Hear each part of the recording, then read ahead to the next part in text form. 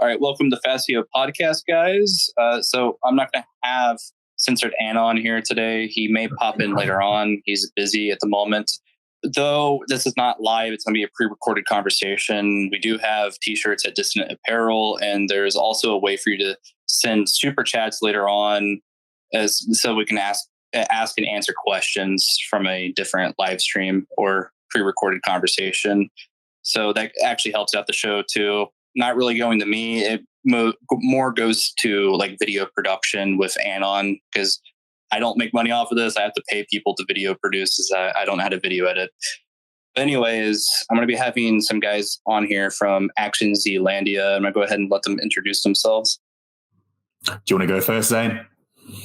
Hi, I'm Zane. I'm a member of Action Zealandia, and we are essentially I guess it's white advocacy, although you might consider us a fascist or national socialist organization based in New Zealand. And we're here to advocate for our people, and we enjoy jumping onto podcasts to talk to people about it. So, all right. Yeah, just to add to that, do you mind if I just added to that a little bit? I just wanted to say that Action Zealandia, just itself, Action Zealandia focuses on community building within our membership. We basically have two tiers of membership. We have the core members, which is basically the youth movement of young, fit white men that partake in activism and are sort of the vanguard. And then we've got the supporters, who is pretty much anyone that's interested in our ideals and interested in community building can join. Okay. How long has Action Zealandia actually been around? Don't mind me asking. We started 2 years ago, so I'll give you the rundown of what happened and why we formed Action Zealandia. Basically, after the Christchurch shooting in New Zealand, the police and the SIS, which is basically our version of the FBI, just started cracking down on people, just showing up to people's houses. They hadn't broken any laws and just sort of intimidating them. And this caused a purge in the nationalist movement at the time, because the people that were in these leadership positions previously, when they got this little bit of pressure from these FBI equivalents showing up at their house, they folded and just left and went dark. So the entire leadership of the white nationalist movement and just the nationalist movement in general sort of collapsed after Christchurch.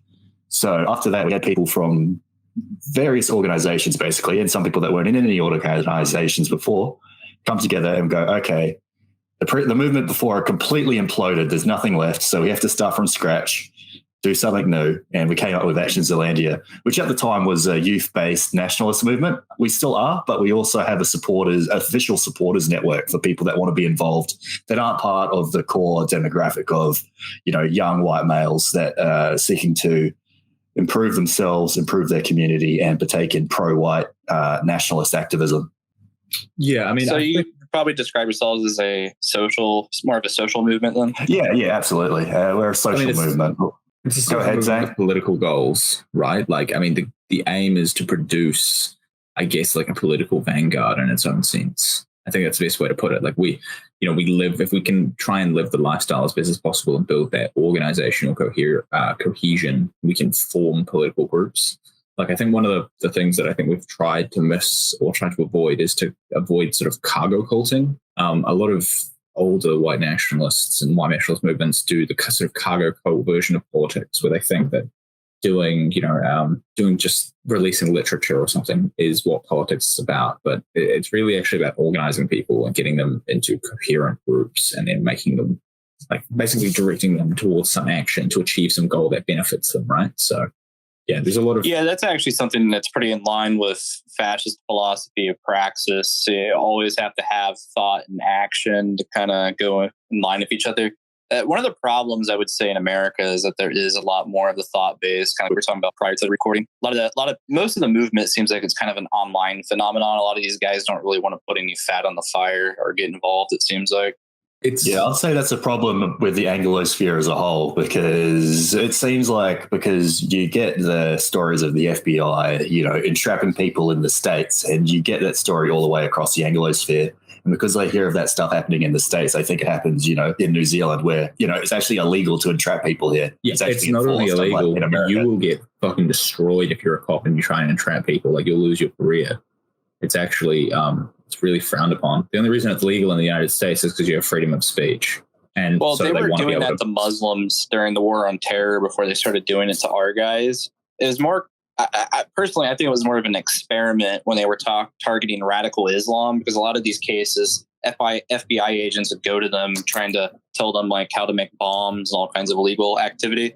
And then they would entrap them. And nowadays you kind of see that on Telegram a lot of times, at least with like a lot of Fed posters, but that's not really talking about like actual movement organizing, but they do that a lot. Yeah, you have a lot of bad actors in the Anglosphere space. That's why I think, for example, you look at movements like the Nordic Resistance Movement, and they are doing quite well. And, they're in Sweden, or you've got, Casa Pound and Loretta in Italy and all that sort of stuff. And it seems like everywhere except the Anglosphere is by far, at the moment, hopefully it changes in the near future, the worst place for any sort of like genuine nationalist movement to emerge, it seems. But hopefully in the near future, we can start changing that. Patriot Front's been doing good. Yeah, we're big fans of Patriot Front, as you might have been able to tell with our activism uniform that we use. Yeah. Patriot Front's doing great stuff, but there's going to be some scaling problems there, I think. Like this, they really, like, for example, they had a huge win in their Philadelphia actions. But I think one of the difficulties we have in the Anglosphere is we don't have the existing rooted structures that, say, a lot of these European movements have. In Italy, you've always had these like fascist-aligned groups. You've had fascist-aligned organizations. They've been there for decades, and you can kind of, pick up old guys who, enter and exit depending on their life circumstances and bring them back in. And I think that's one of the advantages you have with Europe. Europe's got, it's got organic, rooted dissident right positions that are allowed, whereas in the Anglosphere, those kind of got consumed under conservatism, and conservatism then just let them rot at the root and die, and we have to kind of build these structures again. There's actually a strategy for that with like the social movements. So like in Italy, like you do have a lot of these like fascist institutions or like groups that were kind of around like prior to Casa Pound, but a lot of them already aligned with central organizations. A lot of them don't collaborate with each other, which has always been an issue in Italy with like these fascist groups. Well, like one of the things Casa Pound did is they did parallel markets and institutional creation. So creating medical centers, food drive areas, getting like hostels or property that's like rentals. That way they can flow money into the group, businesses that are run by members and trying to keep money within the organization by buying patches, flags, or grocery stores, stuff like that. And it kind of creates more of a way to, one, kind of avoid deplatforming, because you always have a way to keep guys employed, housed, or something like that. And two, it also helps with networking and activism, because you're able to give back to the community by doing things like free medical health checks, food drives, which is stuff they still do. Although recently in Italy, I know they switched over, because they were initially a political party for a little bit. They switched back to a social movement. That's because most of the fascist groups are switching over to a social movement. They're trying to centralize under Forza as like a political strategy. There's always difficulties there, though. When you join a party, it's a two-way street, right? Like you have to sacrifice some of yourself and become closer to them, and they influence you. Like it's never just a pure hijacking. Well, I know that's going on. You see it sometimes. Yeah, I mean, sometimes you get these people that, they have good intentions. They want to participate in some entryism in a party, but then they start to get a local council position, and then all of a sudden they're too scared to stick to their values, because then their local council position will be jeopardized. So they just end up themselves aligning to the party instead of trying to influence the party to them. It seems much more common for the people to just align themselves with the party, even if they had good intentions when they joined. Well, it depends on the party too, because like in America, the only way you're able to get into power here is like through the Democrat Republican Party. Usually, you have to infiltrate them or just become like a total line member. Say like in Italy, you do have fascist parties of like a coherent fascist ideology. So like they join it, they're still generally following like a fascist ideology, or at least something they can generally agree with. United States is a bit more of an issue. But as far as like social movements aligning with a party, that's been going on with Patriot Front a tiny bit with NJP. I wouldn't say they're interchangeable, but they definitely work together and network together, which I think is a good thing. No, that's great. I like both of those organizations. So I think that's good if they are working together at some capacity, even if it's unofficial. as far as like you guys go, because we did talk about a tiny bit about the identitarian aspect that kind of forms your guys' ideology. What is like the broader ideology, possibly of Zealandia, like your group? Well, we try not to sort of LARP too much, because if you can write 10,000 pages of economic policy, but it's not really going to matter if you're like you're 5 decades away from even getting close to power. So we sort of don't LARP and say, oh, this is our economic policy, blah blah blah. We basically just have 5 core values, which is self-improvement, community building, nationalism, and environmentalism. So those are our sort of core ideals, and you sort of we're somewhat big tent, but at the same time we do have standards. So as long as you believe in those ideals and you aren't like a complete psycho, you could get in Action Zealandia. Like we don't laugh about economics or anything like that. Yeah, pretty much. I mean, individual members have their own views on economics and all that sort of thing. Like I'm a proponent of the social credit theory. It's pretty based. I'm sure Yeah, I quite like it. I've read Kerry Bolton's book on the topic and all that sort of stuff, and all other books as well. I think it's quite a good, and I think it's a practical solution to the current problems we have in our current economic system. I'm sure Zane has his own economic views that are different to mine in some ways, but as the movement itself, we have our core ideals. As long as you're a fit young man and you believe in like ethnic nationalism and you believe in ideals like self-improvement, fitness, all that sort of stuff, I mean, you're more than welcome in our organization. Yeah, I mean, I think the thing is, like at this stage, we're not really influencing policy. I mean, I think the steps from here are things like just forming small local gyms, putting together guys who can form business units. Like a lot of it is actually just building the community. I mean, I think a lot of examples can be taken from groups like the non-militant sort of civil side of Hezbollah. I think some of the actions by even studying the Marxists, the National Socialists did that with the Ardeman movement. It merged into the party, and then it ended up giving them control of a bunch of like businesses and like a large amount of properties. Yeah. I mean, we were talking about Casa Pound earlier. Like that's sort of the stage we want to be at in a decade or two, is have people with their own businesses within the organization, have gyms, have properties, all that sort of thing, and then you can keep people within the community to help out the community. I think we have to start from the ground up. Yeah, that's a good one. Well, a legal fund is on the cards. One of the problems over here has always been that people don't really go to like the parallel institutions or forming the markets and community strategy. You had TWP that was doing that, but that was kind of a giant car wreck of a phenomenon. But it was, but it wasn't. After the night of the wrong wives. Yeah, I haven't heard that one before. Yeah, cuckbox. That's what they call it. But that aside, most American movements, like not since like really Rockwell was the only one who like attempted that, and I'm not a big fan of him, but he definitely has a bit more consistency for strategy than a lot of these guys. A lot of these guys just want to go out and then do the activism, or they just want to form a party immediately without doing any of this stuff, and you don't really have the skeleton inside the body that kind of holds it together, if you get what I mean. And it just ends up collapsing very easily. Yeah, well, that's the thing. I mean, the thing is, if you want to actually run a political party, it's an extremely large amount of time, energy, and money you need to put into it if you're going to start running for office. And at this stage, like it's just a massive drain. So I think it's better to be more practical and focus on community building. It also exhausts you. I think it's like when you defeat it, it's just like it just runs you dry. I think the BNP found this in the UK.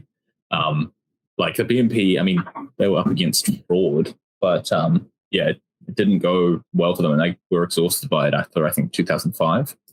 And yeah, it sounds crazy. Well, the BNP had some success. They were getting elected to like local councils and all that sort of stuff, and they had European MPs in the European Parliament. But then, they had a bad general election, and then the whole party collapsed, which is it's a shame, really, because I'm sure there was a lot of good people in that organization. Well, Nigel Farage was a part of the collapse too, not just the bad general election. He's an obvious pressure valve. Well, he took a lot of their voter base away, and he was publicly bragging about taking away quite a large amount of their voter base by pushing Brexit. Yeah, we've talked about this before, but people like Farage are people that will take sort of a nationalist sentiment and then redirect that sentiment back into liberalism. And I think Nigel Farage is one of the very worst offenders of this. So there's a book called Fascist Socialism. I can't pronounce the dude's name because it's French and I don't speak that butchered language. But one of the quotes in it is that like a vague nationalism always serves as a capitalistic defense, even though nationalism is supposed to be contrary to capitalism. And that's kind of one of the things that reminds me of. You kind of see that a lot with the kosher populists, at least in Europe, United States. A lot of these guys come in to kind of ride on the waves of like actual populism or nationalism, then kind of turn it into a pressure valve. Well, the question is whether or not the pressure valve becomes more cupped over time. Rule of thumb, if the pressure valve is having to go more and more to the right, you're doing well and you're winning and pulling them across.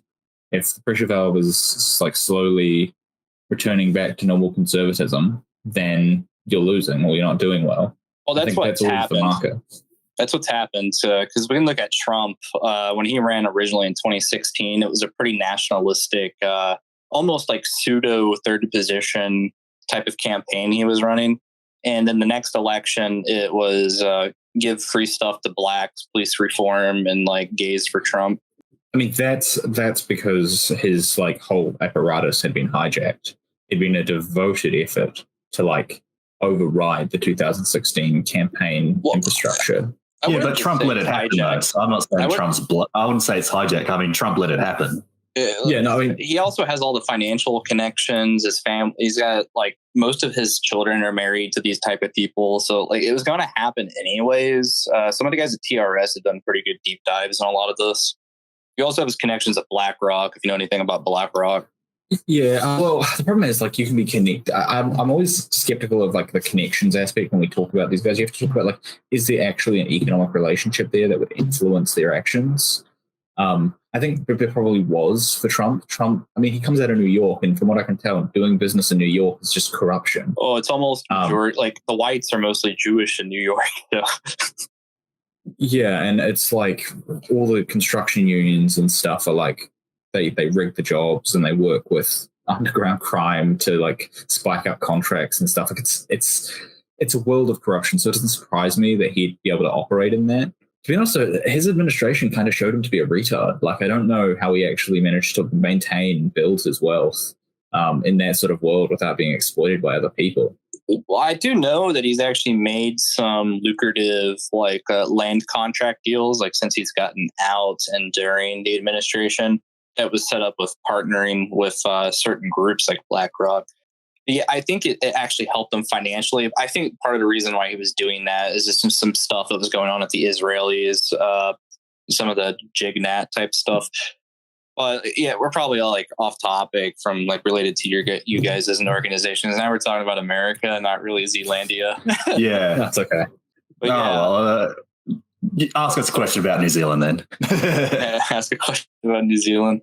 Well, you talked about a lot of these guys, like the whole movement kind of collapsed for you guys at Christchurch. How bad was it when that happened for you guys?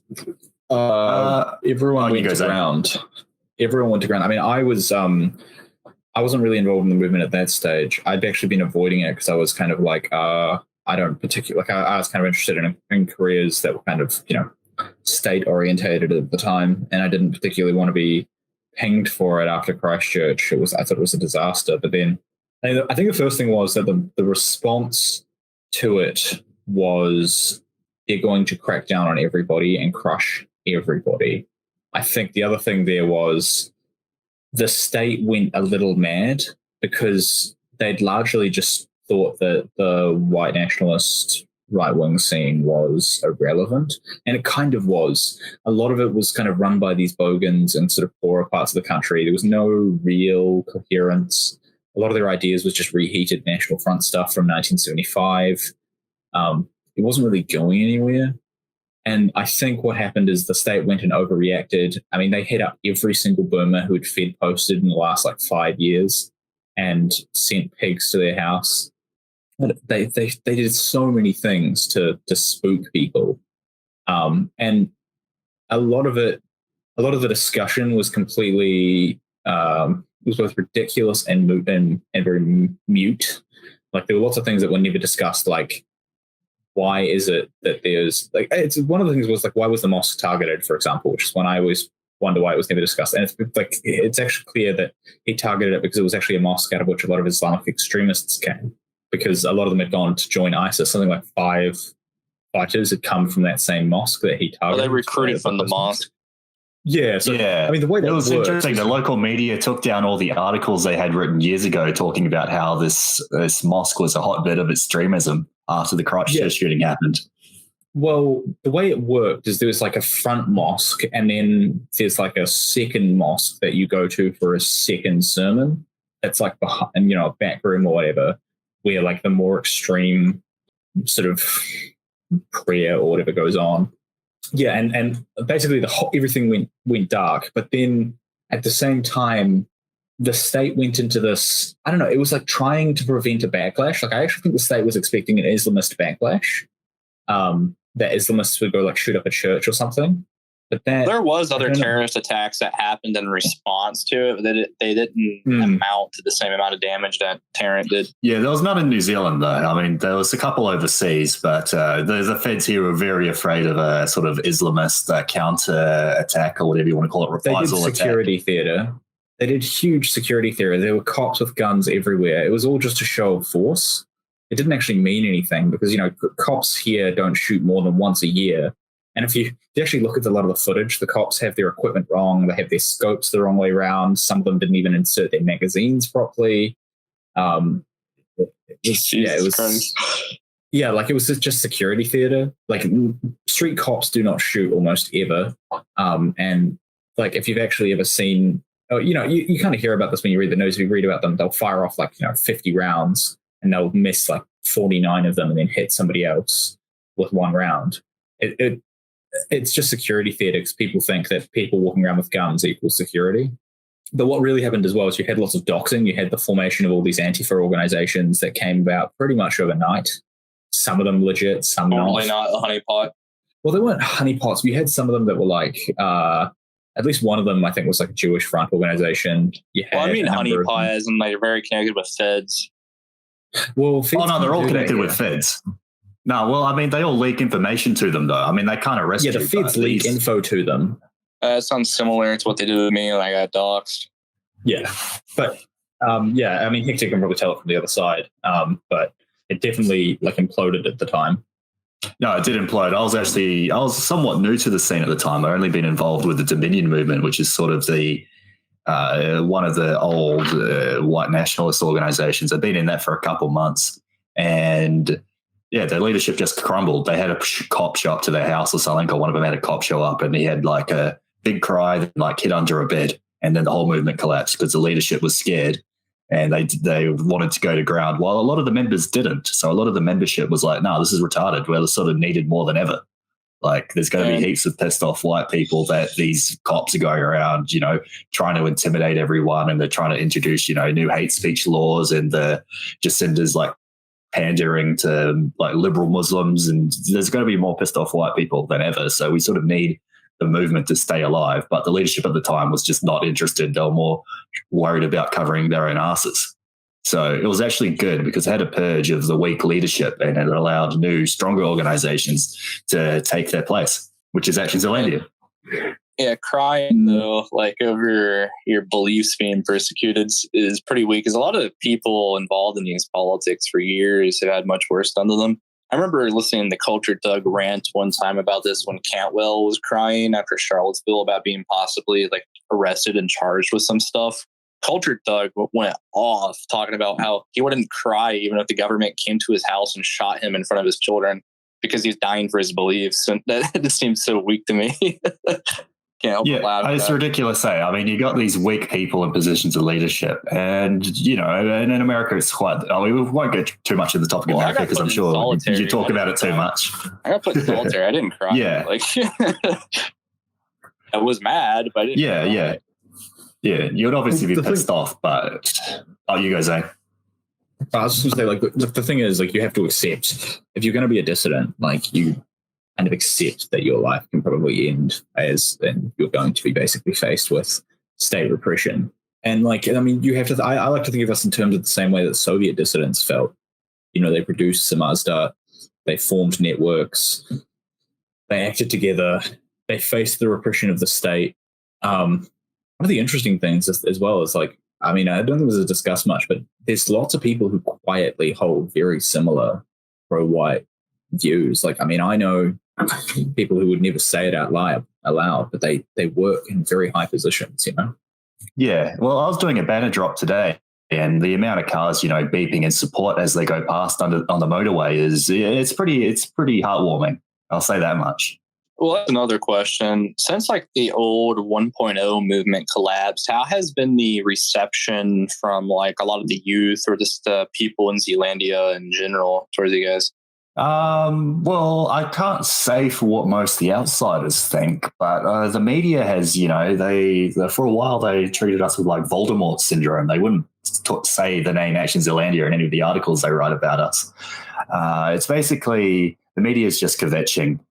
The average youth, I mean, I have friends and they know I'm in this organization and they're like, oh, no, it's all good. It looks like it's a fine organization. I tell them it's about like community building and sticking up for your own people. And even though these people aren't white nationalists themselves, they usually understand. Like, they don't think that we're sort of some crazy people that are going to go start, bombing the local post office. Yeah, I'll be right back. All right. Well, that's actually another question. So in the United States, there's more of an emphasis, at least on the online sphere, to kind of push violent activism. They seem to think that actual organizing or community building IRL, even if it's a political party or not, is somehow helping to get your members arrested and somehow a honeypot. But then they push like violent rhetoric and violent strategy, and then they call you a de-radicalizer. What's your views on that? It's just, most of those people there. Is that better? I'll move my microphone a bit. Now. Is that any better? All right, I'll move my microphone close to my face. What I was saying is a lot of these, like, I call them feds and speds, like they're either autists or they're federal agents, like they're bad actors or they're autists. So I think it's just better to not pay attention to them. I think it's bizarre. How could you say community building is a bad thing, but then saying you want to throw like a Molotov cocktail through your local Chinese restaurant or something? Like, burning down a restaurant won't actually achieve anything in the long term, while community building will achieve things in the medium and long term. So it makes no sense to say, throwing Molotov cocktails at the local curry place is going to cause the white revolution, but community building and actual sort of building networks isn't. It's silly, really, and it makes no sense. And there are either people that say that they're either feds or they're speds. Yeah. Stryker did some pretty good articles on that, talking about how it was, in his opinion, it's COINTELPRO. And what they're doing is they're trying to keep you like in a vortex that just kind of pulls in more people into the argument and the gay op. And then eventually you're focused on nothing but the gay op and just arguing with these guys over strategy and participating in their smears while you are basically arguing with them and you're not doing anything in the real world. And in some cases, it ends up spilling into the real world and you end up getting arrested like Cantwell was and you get thrown in prison. Yeah, have a big cry, as we were talking about earlier. But we have Action Zealandia, we sort of just don't engage with our enemies because we don't see the point. Like, we're not going to convince them that all of a sudden, community building's the best thing ever. Like, they have to come to that conclusion themselves. So if we have like some siege retards or some like, liberal socialists or something trying to be, debate me. It's like, there's no real point because you're just like an autist and we know what we're doing is right. So why would we even bother arguing with you? We're just going to keep doing what we do. Yeah, I get that. I did notice, like, after you guys published one of my video scripts on your website as an essay, I talked to you about this before. There was that one Antifa account on Twitter that was freaking out that something I wrote was on your guys' website, and I looked at the thread and it was just like never ending. They just won't stop talking about you guys. It's kind of funny. Well, it's good. If you actually want to find out the good parts of our podcast and you sort of don't have enough time to watch the whole thing, just go to the Antifa Twitter page and they give you all the highlights of the best parts of our podcast and all the timestamps. I use it all the time. Put me on that. they'll probably feature that when I'm on your guys'. No. That's next time. We're going to talk about this podcast. I think I'm cutting out again. Hold up. All right, sure. Is that better? I don't know. I think my. Oh yeah. I mean, it's fine. It's not like cutting out bad. It's more like it just kind of like sounds like you walk really far away, but I can still hear you. I mean, we're gonna upscale this anyways, so I mean, some people are gonna hear it, but it's not gonna be super bad. Yeah, all good. Hopefully it's better. I can just see that on the audio lines. Anyways, yeah. So yeah, we got some fans and we got detractors, and it's just better to not really argument with them and not engage with them. Because a lot of these people, these detractors, especially like the liberal ones, they just want attention. So if you go, oh, this person's a huge faggot, they sort of get off on it. So it's just better not to engage. I know like you guys said like basic like identitarian, like white nationalist group. This is probably a common sense argument. Like there's no point asking it, but views on race mixing. Yeah, we're not for race mixing, and if you do that, it's grounds to be removed as either a member or a supporter. What's your guys' thoughts on the JQ? We see absolutely no problem of pointing out Jewish power in institutions such as pornography, banking, Hollywood, the media, all that sort of thing. We just see that as just like a sensible conversation, be able to talk about institutional Jewish power. So I mean that's where we stand on that. The solution to the JQ, I can't really say. Maybe send them to the Jewish Autonomous Oblast. Maybe that's the best way to do it. I don't know. But yeah, I mean, obviously we name the Jew and we talk about Jewish institutional power. We've done it on our podcast and we've written articles about it, so we don't shy away from that. What are some of the more spicy subjects you guys talked about in your articles? I know you guys have like a lot of stuff published on there. Yeah, we do have a lot of articles. We sort of need to reform the page a bit because it's a bit hard to find some of the older articles unless you go through like every page. But we have the spicier ones is, we've written one on Jewish institutional power. We've written one on, how the Christchurch shooting could have been avoided if this crazy person actually had a sense of community and wasn't like an isolated incel that spent too much time on 8chan. It probably wouldn't have happened. We've had stuff like that. More spicy ones. We've talked about Chinese influence in New Zealand and New Zealand politics. We've talked about. We had one that was like denouncing democracy and how we see liberal freedom. I guess that's a bit spicy, but we've got topics on pretty much everything. Like our supporters and members, they write about a wide variety of topics. We get guest writers like Kerry Bolton coming in and writing articles every now and again, which is good. And I mean, we've had an article that you've written yourself. I guess that was a bit more of a spicy one as well, but I thought it was a good article, so we put it on the website. It covers the subject of like. I think the most spicy part of that article was the banner image. Yeah, but no, your one was quite spicy. But I mean, we have articles on all sorts of topics. We've had articles on like the globalist, the effects on globalism on agriculture. We have articles on the banking system. We have articles about the differences between races, all sorts of stuff. As far as like your guys' group goes, you do have like a pretty interesting like design for your like flag or logo. How did you guys make that actually?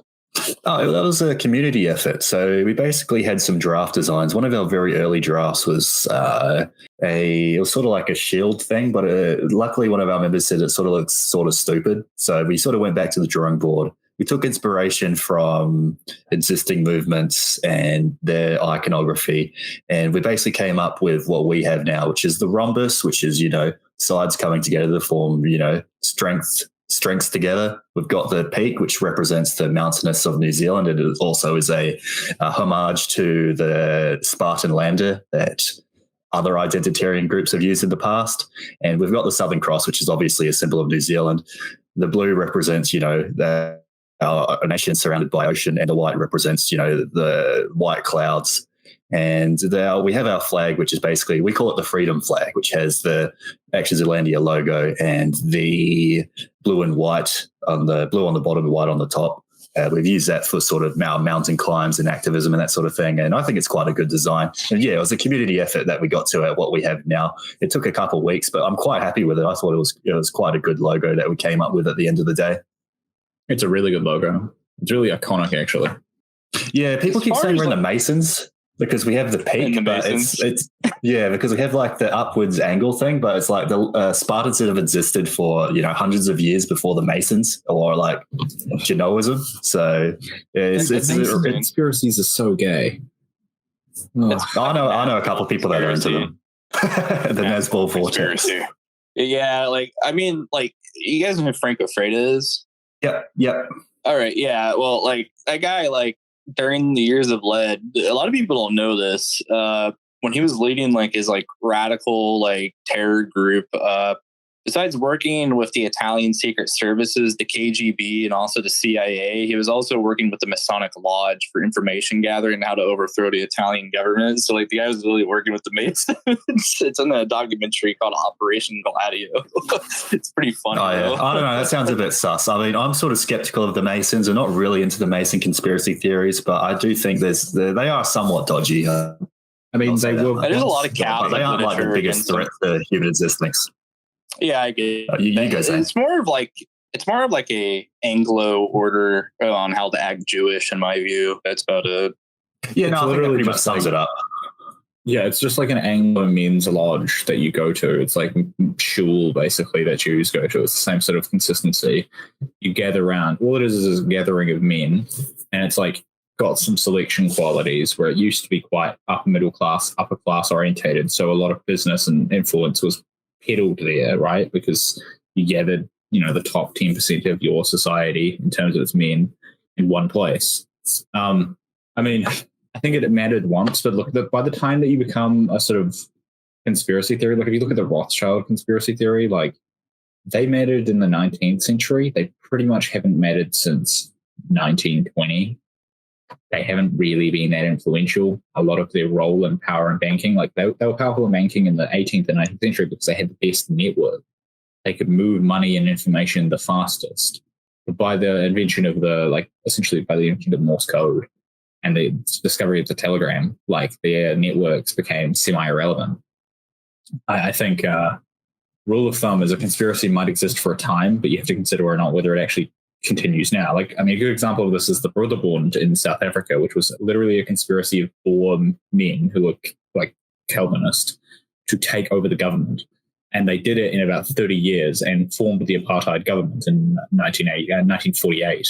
But by the time that apartheid ended, it was ended because the Broederbond, which had become by that stage sort of an elite institution that you joined if you wanted to become an elite, had sort of liberalized. And in the 1980s, it was negotiating with like Western powers on how to end apartheid when it had originally brought it in. So I think, and now it's irrelevant completely. I think it's become like a gay sort of conservative group. So you kind of have to consider what that organization was at different points in time. All right. Yeah. I think that the influence of the Rothschilds can't be understated, especially in the 19th century where it was at its peak. Like it was quite influential at one point, but I do agree that it has waned somewhat since then, along with other organizations. The biggest thing they did was the Balfour Agreement, which kind of set up what would become the State of Israel. But other than that, they haven't had much influence. The only thing you see them doing nowadays that's kind of sus is the Bilderberger Foundation, which is where you have all these people that are like in the top 10% of the world, like internationally. They all meet up at this area like yearly and have meetings. You used to see Alex Jones kind of like do his like autistic spurg outs about. Well, I think that's more valid than like the Masons, like those sort of places. Like well, most of them are Masons too, but that's why it becomes a conspiracy. It's like you have a lot of them are Jewish, a lot of them are Masons. A lot of them are like top rich, and then some of them are speculated to be into the occult. But we're getting to like, we go from like normal, like Jewish power stuff or just like rich people controlling things to like really wacky, weird stuff. And eventually you're like at reptilian crap, which is like when you get into occult crap, it goes nowhere. The occult stuff is always a dead end. Like I generally, and it's not to say it's a bad actor thing, because I don't know if there's anything there, but like, with conspiracies, you kind of have to have a hard edge of. I use like a sort of Occam's razor, which is like, what is the conspiracy and why are they doing it? So, like, what do they gain from it? Is the effort of the conspiracy worth it relative to the return? And does it actually, like, could you basically put together a coherent map of who's doing the conspiracy and why? So you can use like an example of like the Iran-Contra affair. The Iran-Contra affair, for those who haven't heard of it, it's essentially a situation where the United States government had a subdivision of the DoD run by a guy called Oliver North that was selling missiles to Iran and using the profit from those transactions to fund the Contras in Nicaragua. And what the purpose of that was essentially just to continue the fight when they could not officially do so because Congress had sort of blocked funding to them because Contras had been moving cocaine. That you can kind of make it clear there, like there's a geopolitical objective. Is it worth it? Yes, you keep up the sort of geopolitical fight there. It keeps money flowing. It satisfies contractors and defense and so on. Like when you kind of apply this like Occam's razor approach, you can kind of always figure out whether a conspiracy makes sense to investigate or not. And the problem with occult stuff is that you get into like sort of schizophrenia, where's Waldo? Like, how do I spot the symbol to that, they want to flash me to let me know about their power? It just doesn't go anywhere. Versus, doesn't really make any sense, does it? What they're doing. That's what they're doing when they're talking about your flag. You're talking about the arch earlier. I think you guys are Masons. Yeah, I know. That's the thing. Like they see like a right angle or something and they assume it's Masons when, that symbol has existed long before the Masons have. Yeah. I mean, it's just stupid. But like you have to kind of be like, look, this is retarded schizo. Like, where's Waldo? And I do like schizo theories, but at the same time, they're usually all pretty stupid. The funniest one is flat Earth. Flat Earth. It's a funnier one. Oh yeah, if there's ever a flat Earth convention in New Zealand, I'm definitely going. I won't even be a detractor. I'll just like listen to what they have to say because they usually say like they usually have like pretty interesting ideas, but they're also completely batshit. So it's sort of funny, the flat Earth people. Even though I'm pretty sure flat Earth, I don't know. This is my actual conspiracy theory. I'm pretty sure it's being pushed as like to put people down an intellectual dead end instead of like actually looking into being more questioning of liberalism. They go look at flat Earth and then go down the intellectual dead end of flat Earthism. Well, same with QAnon. Well, that's why people think the reptilian conspiracy exists because it kind of distracts from the JQ. Yeah. I think all these things do. Like, I think a lot of these crazier ones that you see pushed quite a lot, I think they're being pushed for a reason because they distract people and lead people down an intellectual dead end. I mean, this is something about it's definitely large-scale bots used for pushing a lot of the psyop stuff and people who are like influenced with this stuff. Like, it's very obvious at this point. I mean, I think Caleb Malpin put together this whole thing on how like Vouch and a lot of the bread tubers are actually like basically giving neoliberal talking points and they're just like reheating them. And they're getting advice from a guy involved in the U.S. State Department and talks with the mainstream media all the time. Yeah, isn't Vouch a pedophile? I don't understand why anyone would talk to that guy. Like, wouldn't you be somewhat trepidatious? He might just start advocating for child pornography any second. If you had a conversation with him. He has before though. Like he's argued that it should be legalized. Yeah, what the hell? Like, this dude's like an obvious bad actor. Like, I don't understand why anyone talks to this fella.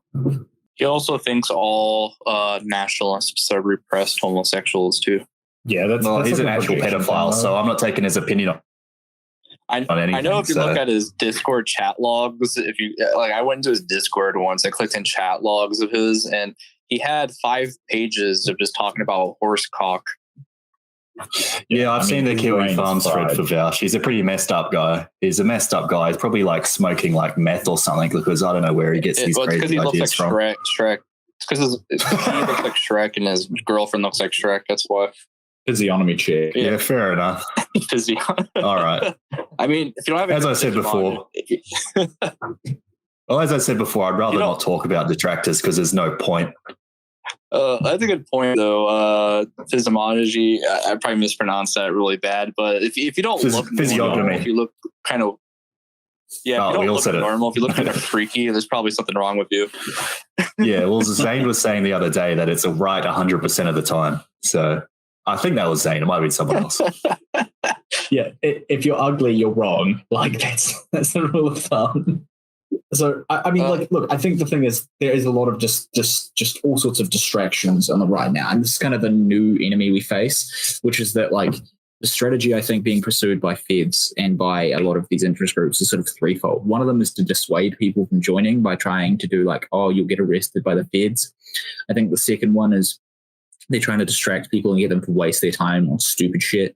So like the endless bot posts on 4chan and 8chan and arguments, stuff. And you can just smears. Yeah, and they're irrelevant arguments. A lot of them, I've actually seen bot arguments on 4chan like 3 or 4 times, like the same argument in the same thread that I just tell as a bot because of the way that the posting is done. Like the posting is often done on the exact second of the minute, for example, which is just really odd. Like it's not consistent with how people actually post.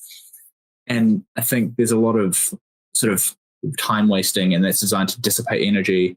And then you've got this, I guess, like the radical attacker purity spiraling stuff, which you've clearly experienced. And I think a number of guys have experienced, which seems to be about just sort of driving the movement into the ground. And whether or not it's Spurgs or like feds, it's hard to know, but it definitely seems to be like the feds and feds. Well, there's a pretty good meme of it. You ever seen the meme of like all the Spider-Mans pointing at each other and every single one of them is a fed, but then there's that one guy as like autistic retard. That's what it is. Yeah, no, that's probably true. Unironically, that's probably the truth of it. Yeah. Like you do have cases where you have kind of autists doing stuff and then the feds kind of attach themselves to it later on. Like one of them I can think of in the United States is actually O9A, like Order of 9 Angles. I don't know if you guys heard of that before, but they kind of accuse Harry of that. They also accuse me of that on Wiki too. I'm on the Wiki. They accuse Kerry Bolton of being their like ringleader or something. Yeah, that's about repelling people though. Like that's about making you morally repugnant to anyone who has like a strong moral sense or a sense of disgust. One thing Jordan Peterson got right was that he basically said that, you know, fascists have a strong sense of disgust. And I think that's something that is actually true, and that they use that. So anything that's like morally repugnant, whenever feds are trying to off-put people, they'll push and promote that. I mean, all that this requires is just being like aware that these things are done. And honestly, it's so good that we have the internet because you can catch up and realize that this is a fed tactic and just be like, nah, fuck this, and exclude people who promote it. So, but yeah, getting off of the derailing and like people doing a lot of the glowy stuff, as far as like the organization goes, for activism, like what do you guys normally do for activism? Yeah, we do. For example, today we did a series of banner drops, White Lives Matter ones in solidarity with Patriotic Alternative in the UK because they're doing their Indigenous Peoples Day White Lives Matter banner drops. So we did a couple in solidarity with them, which will be published very shortly on our Telegram. We do our podcast. We try to do it every week and try to get guests on to sort of spread the word of nationalism in New Zealand. We do postering. We do, we hand out flyers or put flyers in lettered boxes. And other than the activist stuff. Yeah, I was going to mention that. So that's sort of our outwards facing activism. And then we've got our inwards focused community building, like, going on hikes, camping, all that sort of stuff. Gymming together. Yeah. Like, for example, in Auckland, we do boxing drills together and like MMA lessons because we have a couple people that are into that in our region. So you get all this community building stuff and you've got the outwards facing activism. And yeah, it's basically you got the 2 prongs. You got the internal community building, outwards facing activism, and also like distributing information via our articles and all that. I think we have some really good articles on our website that we've been writing over the past 2 years. And yeah, that's pretty much, that's sort of the quick rundown, I guess you'd say. Other than that, just general community building, like meeting up with our supporters and making sure everyone's okay and hooking up people with jobs if they're out of a job, all that sort of stuff, starting our own businesses. So we do all this community stuff, do this activism stuff. And we sort of want to grow our organization's members and make them sort of better members of society. So then our group as a whole will be stronger. Yeah, and we've been slowly growing. Like it hasn't been as fast because there's like a media blackout on us, but it's been more functional. Like we've and we are selective. We don't just let anyone join. If they're a SPED or a SPURG, we're not going to let them in. Like if they're going to detract from the movement and be like a negative influence or a net detractor, we're not going to let them in. Or if they're inactive, we'll kick them out. All that sort of stuff. So we want active, onto it, fit. People coming together and building that community. Oh, sorry, Zane, I interrupted you. Go on. No, it's all good. You basically covered it for me. That's pretty much it. I think this is a the question. thing is, I'll let you continue. Sorry. Oh, I guess that's the question then. You said bit of dead air about like Chinese influence in Zealandia. What's your guys' views on that? Because I know like some people like Father Raphael Johnson pushes that like China isn't communist anymore. It's more of a national socialist state. You have people like the Fascination at TRS that says that it's still ideologically communist. It just adopted capitalist economics, and it's been aligning with groups like BlackRock and a lot of Israeli centered companies, which are selling them like technology for their military and their hacking, kind of creating the Belt and Road initiative to try and create like a global financial power to overtake the United States. And you also have some other people like Marxist Leninists that are kind of pushing that they're just communists doing socialism that are going to overtake the United States. Like, what's your guys' views on them? Well, do you want like a local perspective? Because I think the local perspective is the thing that we can probably... Yeah, a local perspective would be good, and probably what your actual broader perspective is. I guess like, so the issue in New Zealand is we have a lot of... So you've got Chinese dissidents here, and you've got sort of pro-mainland Chinese. Chinese dissidents, I mean, I've met a good number of them. They're constantly out here on the streets of Wellington doing petitioning for like in the CCP, talking about the Falun Gong getting harvested for organs. I think so in New Zealand, we've got sort of three issues. One of them is that there's essentially economic capture by China, where we are sold like 20 to 25% of our exports and something like 30 to 35% of our imports are from China. And there's just unbelievable amounts of economic money there, and people are obsessed with selling shit to China as like an emerging market. We have Chinese businessmen here in the Chinese community who form kind of ethnocentric business communities. So amongst tradesmen, there's sort of like, if you're ethnically Chinese, you contact the ethnically Chinese tradesman, and they'll only... And the problem is also... Oh, sorry, just on the topic of trade, because I know a lot about this because I have a lot of friends that work in trade, and the Chinese come here and they always undercut whitey and like have ridiculous prices and work below minimum wage. So yeah, they have just slaves doing it basically. Yeah, they basically have like their slaves. You have the Chinese business owner, then he has the slaves that he's imported from China, and they work for like $8 an hour, while the minimum wage in New Zealand's 20. So yeah, and you've got like a lot of corruption there as well. So like you have a lot of... So we have an office that essentially manages investigations into big organizations and into sort of money power, called the Serious Fraud Office. And they've basically done ongoing investigations into both of the major parties and all of the minor parties for taking donations from the Chinese by sort of normally by obscure means. So like by doing art auctions, and all other things. And this has been basically, it's been an ongoing issue. And what's happened is our media just isn't reporting it, but it is known to be ongoing. And basically all the parties were dependent for large amounts of their funding on these businessmen. And a lot of it's about development contracts, like building development. I think a lot of it's also just buying influence. So we had a problem where both of the major political parties both of them had one Chinese MP from China. And it was obvious that like each, and both of them were Chinese spies, and both of them were pretty much unceremoniously and quietly thrown out of the party and then thrown out of parliament. Because, for example, when there was an investigation into Chinese influence in New Zealand by our current Labour government, it was headed by this Chinese spy. Like after a woman called Maria Brady, who's an academic at the University of Christchurch, was having her house broken into by these Chinese foreign agents or whatever, and no one seems to give a shit about that. And that there's a lot of influence issues here that we have.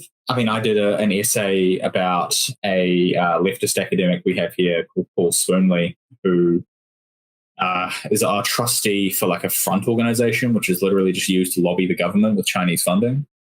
So it's money from the Harbin Institute / Confucius Institute, plus a number of those Chinese state banks, like the Chinese Industry and Construction Bank and a couple of others. that were just being poured into this trust called the Chinese Language Week Foundation Trust, which does like say about, I think, like 30 grand worth of like public charity, like Chinese language engagement for schools and so on. And then pours about 80% of its funds into like a government lobbying firm. So we actually have like a lot of issues with that here. As for China itself, I think there is some validity to the comparison to National Socialism, but I think what it is it's like it's closer to a Confucian society than it is a National Socialist one.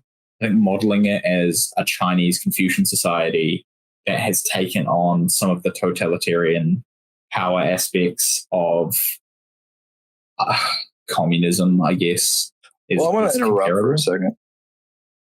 Sure. Yeah, as far as there definitely is a lot of aspects of Confucianism. I would say as far as like the similarities of National Socialism goes, it's purely on an economic factor. As far as like geopolitical strategy goes, it's more of an influence from Dugin. And like Dugin his philosophy is more centered around like Russia becoming like the central power, but China's kind of adopted it through the Belt and Road experiment, trying to make all of Europe, Africa dependent on China. And when that happens, China can cut trade with the United States, which would collapse it. And this would force financial organizations to align with China, making them into a world superpower. And that's more because of their ideology of anti-liberalism, which comes from Schmidt. And they've kind of adopted that to Marxist-Leninism and the Confucian aspects, which a lot of like Eastern philosophy, at least like its views on monism, is very similar to like fascist proper philosophy with Hegel. But I would say they are ideologically communist, but they've adopted like the corporatist economic system, Confucian tradition, and then they've fused it with Dugin's geopolitical strategy, which is to try and shatter liberalism entirely and then put them at the center of civilization. And part of that too is kind of the Chinese character of the Chinese dream. And they believe like Europe overtaking China was more of a century of humiliation, which is what they call it. They're trying to make China into what it was in the early periods, where it was a civilization that was greater than the entire world. It was greater than every civilization, and all of them are dependent on it. That's how they view themselves. It's kind of like a Chinese exceptionalism. Yeah, it is. Personally, like, though I respect some of the aspects about them, if we were going to have like any meaningful movement get anywhere, like in the West, China would have to be destroyed just as much as the United States, and like any liberal order would have to be, and so would Russia. Like those three powers would have to be completely removed from the equation to have like any of our ideologies actually catch on and get anywhere. Well, yeah, I largely agree. For example, like people go, "Oh, China's based," but at the same time, they still use like an usury-based financial system. So it's not like they've bucked that trend. So that's why I think that's what actually. Oh, you go. Yeah. Their usury system is more in relation to foreign countries. Is they're trying to make neo-colonialism a thing, like in Africa, where they lend them money out, makes them in debt, and then they get control of their resources and their ports, which helps them through the Belt and Road experiment for one, resources, and two, capital investment, which it's smart. It's actually very smart. It's a good strategy. But also on a consumer level, because there's a lot of consumer debt within China as well. So a lot of their sort of individuals in China are up to their eyeballs in debt. And once they're growth based, like they're putting all their eggs in the growth basket. And like with any usury based financial system, once the growth stops, like you're pretty much going to have a collapse. And I think it will affect China quite hard when that growth does happen, because there's a lot of consumer debt. Yeah, that's because of a thing called shadow banking. So like in the West, you have like MMT, which is modern monetary theory. And the general idea is money machine goes burr and it doesn't inflate because the government owns it. But the problem in the West, most of the banks that do MMT are actually private. So they loan it out. So it creates interest. And the only way to pay the interest is to loan from other countries. So it kind of creates like a perpetual bet double that doesn't end. Whereas like in the case of Germany and Italy, when they did it, the banks were owned by the state. So they could literally just print the money out. But the way you would prevent inflation was through full employment and price controls. So protect your market, keep everybody employed, and then the wages are good. You don't have inflation. China, because they do shadow banking, which is like a sub variation of MMT, because they do own their bank. What they do is they loan out the investment to a company, but the companies that they loan it out to are indirectly nationalized because the people who own the companies are usually like high ranking members in the CCP. And they can just keep loaning the investment out, and the debt bubble gets bigger, but it's never going to pop, because if it got called in, the company itself would also collapse. So they have an incentive not to call it in. Plus, they're members of the government, so it wouldn't make sense to do it too for like ideological reasons. That's how they kind of avoid it. The way you would actually disrupt China is if you were to cut the United States off of the trading market, because that's where most of their profit comes from. And part of the Belt and Road experiment is to pull them away from that, so they can just continue doing growth without the United States, if that makes sense. Can I give an alternative perspective here? Because I think you're onto it in some ways, but some of the things I think the first one I'll go on about is I don't know how much they're actually influenced by Western theory. I think they pick up some of it. There is some of that stuff that's been shown that they're definitely adopting parts from Schmidt. And they're definitely adopting stuff. I don't know if they're adopting theory. Well, I don't know if Dugin is actually being influential there. I'm always skeptical of how much Dugin is actually influential, because Russia engages in the strategy of constant perception manipulation. So they promote Dugin as like some sort of grand theorist. Well, he's not their media to cry about. Yeah, he's not their grand. The only thing Dugin is influenced in Russia is their geopolitical strategy, but like internal policy, he's not really been effective at all. It's part of the reason why he has a book called Putin versus Putin. I'm not really a fan of Dugin, though, because like one, I don't like Plato, and two, I'm not really a traditionalist. I don't really like blind political traditionalism, but it's more like a geopolitical strategy and how to weaken the United States.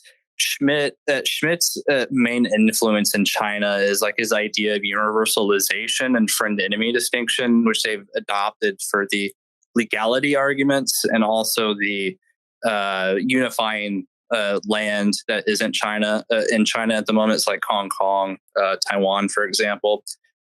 Most of the other stuff involving their ideology is usually coming from like Confucius influence, and then there is like a tiny bit of influence they've taken from conservative revolutionaries like Van Broek and Heidegger, but that's about as much as like Western philosophy has an influence, but it's not a whole lot. No, I get you. But yeah, good point. Well, anyways, back to the original question and relating it back to New Zealand. Sorry. I just think that China in general has a very negative effect on New Zealand, and it has a negative effect on our people. It's all cool. But yeah, as far as like the organization goes, how has your interaction been with other organizations that aren't in New Zealand? Oh, everybody's muted. Is it just me? Sorry, I got interrupted by a flatmate doing their laundry. Sorry. So as I was saying, just in general, we lost Zane. Oh well. Anyways, I'll continue. Basically, China has a largely negative effect on New Zealand because they have the businesses where they import cheap workers that undercut the local workers, much like Mexicans in the United States. And you've also got these, corrupt Chinese former businessmen or dissidents coming here with their dirty money and then putting it into property and inflating the property market. So the influence in New Zealand is largely negative, and not even including like the corrupt politicians that are paid off by Chinese businessmen here, as has happened in pretty much every political party. The National Party, the Labour Party, New Zealand First, and the Greens have pretty much all received dirty Chinese money over the last decade. Yeah, definitely agree. But when you weren't here, I did ask a question. How's your interaction been with other organizations not from New Zealand? That's good. We've actually had some pretty good interactions with the wider nationalist scene worldwide. We've had conversations with people like Rob Rondeau, White Rex. We've talked to the Italian social movement, Loretta. We're doing a solidarity thing with Mark Collette in the near future. We've talked to Patriot Front, and they gave us some tips and ideas for structuring the organization and stuff like OPSEC. So we've had contact with a lot of organizations, and it's mostly been positive. I think it's quite good. And I think it's also that sort of legitimizes our organization. Oh, sorry, you go. Oh, it's not completely related to the organizations, but I've talked to some of the guys from Patriot. You know how like they have their own music in Patriot Front? Yeah. I told them like you guys use that stuff for like every time you do a video, you make like a new song. Why don't you guys just take some of that and put them on an album, then sell it in the Dashless community? I'm pretty sure a lot of people would buy it for some like based fast wave from an actual organization. Yeah. No, that's actually a good idea. Yeah, you should float that to them. They liked it. We unfortunately don't have the same amount of resources as Patriot Front. We don't have the same video editing skills that they have, but we'll catch up eventually. But we are a smaller nation, so that's our cope. All you need to do is just find one dude who's kind of a music spurg, and eventually you'll have dudes making fast wave music for you guys too, I guess. Yeah, we got artists in our organization, but I don't think we have that many musicians, if any, at this point in time. But in the near future, they'll come, obviously. As more and more people join our organization, you get, quantity and quality of people will increase over time. So normally we do these for a pretty long time, but because he's not here, I can't really think of anything else to ask. And plus Anon's off doing his like job like a homo. Is there like it should be a neat. Yeah, it should be a neat. Yeah, I've been working like 10 hours like most of the week. So yeah, well, if you're finishing it up, do you mind if I just shill all of our all of Action Zealandia's stuff? Yeah. After we're like recording this, just send me like links to everything you have, then like a profile picture for you and Zane, so we can add that onto the thumbnail. Okay, yeah, we'll do. Okay, so basically, I'll just finish off by saying, Action Zealandia, we have our website, action-zealandia.com. It'll be in the description of this video. If you're interested in joining Action Zealandia as either a supporter or a member, get in contact with us via our contact page. We've also got a Telegram account, and we've got an Odyssey account because we got banned from YouTube like twice. So we just don't really bother with it, and YouTube like sort of sucks anyway. So there's no point using it. So, yeah, we use Telegram, Odyssey, Gab, and we've got our own website where you can contact us if you want to ask us any questions, or if you're interested in becoming a member or supporter or anything else.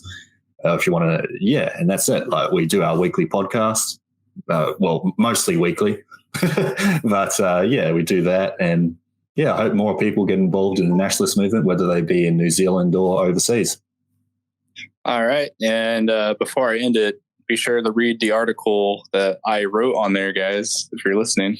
Yeah, I think it's the newest article because we haven't put any new ones up yet. So it should be on the front page of our website at this point in time, if you're listening to it sort of release of this I was video. actually looking at the how it was circulating. That thing got like 4,000 views, so it was quite a bit. Yeah, I think Stryker shared it, so that would have got a few little eyeballs on it. Stryker shared it? I didn't know that. I'm pretty sure he did. Oh my God, it's badass. Yeah, Stryker shares our stuff every now and again, so I quite like Stryker. I've had to chat with him. But yeah, I'm going to go ahead and end it. Thanks for listening, guys. Yeah, thank you.